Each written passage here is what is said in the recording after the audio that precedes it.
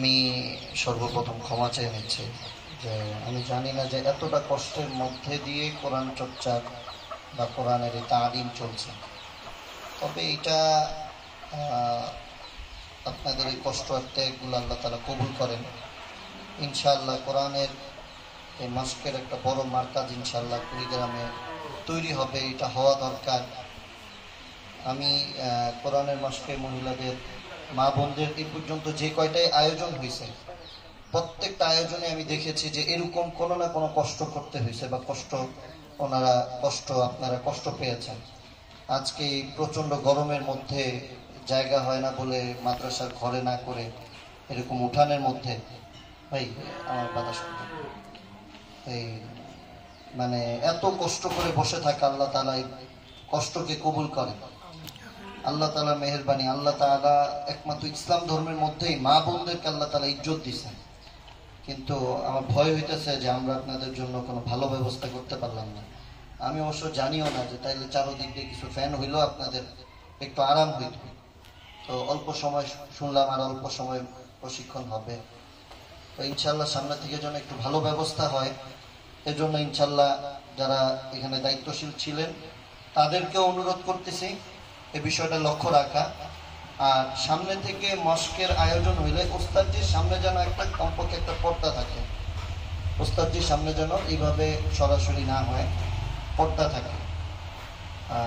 আমাদের জায়েজ হইল এর উপরে সর্বোচ্চ সতর্কতা আমাদের থাকা উচিত, থাকা দরকার। আল্লাহ তাআলা আমাদের সবাইকে সব ধরনের খারাপি থেকে হেফাজত করেন, আল্লাহ তাআলার পরিপূর্ণ হুকুমগুলো মানার তৌফিক দান করেন। আপনারা মায়ের জাতি, আপনাদের উপরেই সব কিছু নির্ভর করে, সব কিছু। আলহামদুলিল্লাহ 2016 সাল থেকে ধারাবাহিকভাবে কোরআনের খেদমত উত্তরবঙ্গে আল্লাহ করার তৌফিক দিয়েছেন। বন্ধকালীন সময়ে বিভিন্ন মাদ্রাসার বন্ধকালীন সময়ে এই ধরনের আয়োজন হয়, যারা স্থানীয়ভাবে আয়োজন করে আল্লাহ তাদের কবুল করেন। যে সমস্ত উস্তাদজিরা আমাদের এখানে আছেন, হাফেজ মাওলানা কারি মোস্তফা কামাল সাহেব, এরকম যে সমস্ত মহান ব্যক্তিরা এসে আপনাদেরকে সময় দিচ্ছেন, আল্লাহ তাআলা এই হযরতদেরকেও কবুল করেন। তো আলহামদুলিল্লাহ আপনারা এসেছেন, শ্রম দিচ্ছেন। আল্লাহ তাআলা আমাদের সবাইকে কোরআনের পরিপূর্ণ হক আদায় করে মাস করার তৌফিক দান করেন। আর আপনারা খুব ভালোভাবে চেষ্টা করবেন পুরো হাফেজা হওয়ার এবং আলেমা হওয়ার। আলেমা কেন হবেন? হাফেজা হইলে আপনার ভিতরে যে কোরআন আছে, এই কোরআনটা তো ভিতরে কি এই জিনিসটা আপনার বুঝতে হবে, এটার অর্থ বুঝতে হবে, তাফসীর বুঝতে হবে, কোরআনের ভিতরে আল্লাহ কি বলেছে এটা আপনি যদি আলেম না হন তাহলে তো আপনি বুঝতে পারবেন না। এবং আলেমা ভালো আলেমা হইতে হবে যেন আপনি নিজে ভালো একজন শিক্ষক হতে পারেন, শিক্ষিকা হতে পারেন, আপনি নিজে যেন বুখারী পড়াইতে পারেন, তাফসীরের কিতাবগুলো যেন আপনি পড়াইতে পারেন। হ্যাঁ, তো আল্লাহ তাআলা আপনাদের সবাইকে হাফেজা, আলেমা, আদর্শ মানুষ হিসাবে কবুল করেন। আপনাদের থেকে ইনশাআল্লাহ গাজওয়া হিন্দের সৈনিক হবে। আল্লাহ তাআলা সবাইকে আল্লাহ তাআলার জন্য কবুল করেন। আমরা এখন কথা লম্বা করব না। আসলে পদ্মার আড়াল হইলে হয়তো আরো অনেক বেশি কথা বলতে পারতাম। এই জায়গায় দুইটা বিষয় কথা একদমই বলতে মন চাচ্ছে না। প্রথমত হলো নিজেকে খুব অপরাধী মনে হচ্ছে, আপনারা এত কষ্ট করতেছেন। আর দ্বিতীয়ত হচ্ছে আসলে এটা উসুলের খেলাফ এইভাবে কোনো ক্লাসের আয়োজন করা।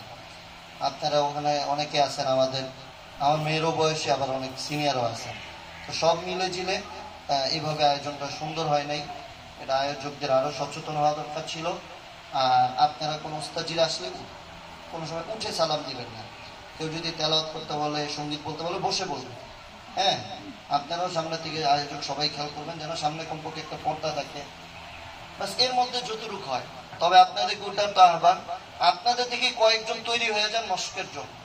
আপনারাই আপনাদেরকে মস্ক করাবেন, মুখের কাইফিয়ত গুলো দেখবেন, দেখে দেখে আপনারাই আপনাদেরকে মস্ক করাবেন। কয়েকজন তৈরি হয়ে গেলেই হয়ে যায়, কাজটা সহজ হয়ে যায়। এই কয়েকজন তৈরি হইলে পর্দার আড়ালে ওনারা থাকলো আর ভিতরে মুআল্লিম বাহিরে থাকলো, মুআল্লিম ধরায় দিল, তাইলে হয়ে যায়। তো যাই হোক, আল্লাহ তাআলা কবুল করেন। আমরা এখন একটু মোস্তফা কামাল সাহেবের থেকে একটু আপনাদের পড়ানোর এটা শুনবো, এরপরে চলে যাবেন ইনশাআল্লাহ।